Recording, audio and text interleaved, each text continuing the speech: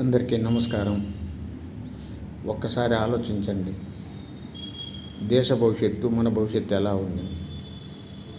Civil score ఉంటేనే మీకు loan sanction అవుతుంది. సివిల్ స్కోర్ లేదంటే మీకు లోన్ శాంక్షన్ కాదు.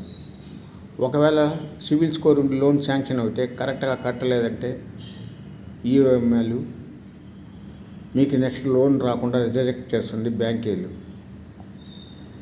ఏ విధమైన అవతవకలు జరిగినా మీరు లోన్ కట్టడంలో భారీ పెనాల్టీలు, ఫైన్లు మీకు వేస్తారు.